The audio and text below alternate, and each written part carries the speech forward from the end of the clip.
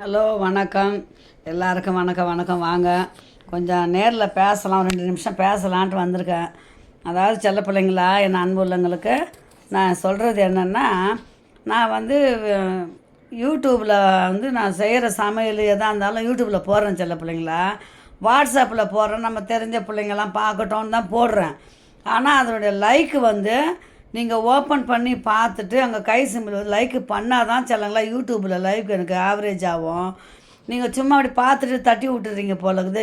எவ்வளோ பேர் 15 பேர்கிட்ட பார்க்குறீங்க என் அன்பு உள்ளவங்களை.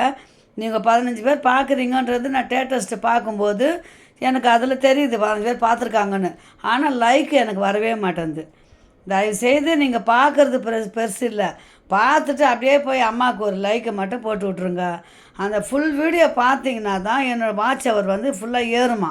1000மே வரல செல்ல பிள்ளைங்களா. நான் என்னோடய வாட்ச் அவர் அதாவது அம்மாது சேனல் பார்க்க பிடிக்கலனா கூட என்னோடய அன்பு கட்டளைக்காக வாட்சம் சும்மா கொஞ்சம் நான் டைமிங் ஓட விட்டு நீங்கள் கட் பண்ணிவிடுங்க.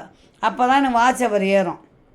நான் யாருக்கு பிடிக்குதோ பிடிக்கலையோ குறிப்பிட்ட சேனல் பிடிக்கும் எனக்கு, அதை போட்டு விட்டுட்டு நான் பாட வேலை செஞ்சுக்கினே இருப்பேன். என்னை போலவே நீங்களும் இருக்க மாட்டீங்க, எல்லாருக்கும் வேலை இருக்கும், புரியுதுங்களா?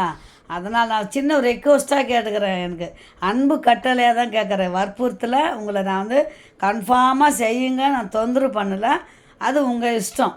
எனக்கு ஒரு ஆசை இந்த மாதிரி சொல்லணும் பிள்ளைங்கக்கிட்ட, நம்ம அன்பான பிள்ளைங்கக்கிட்ட அன்பான வார்த்தையால் சொல்லணும். ஓப்பன் பண்ணிவிட்டு யூடியூப்பை ஓப்பன் பண்ணிவிட்டு உள்ளே போய் லைக் பண்ணிங்கன்னா எனக்கு அம்மாவுக்கு ஆவரேஜ் ஏறும் எனக்கு.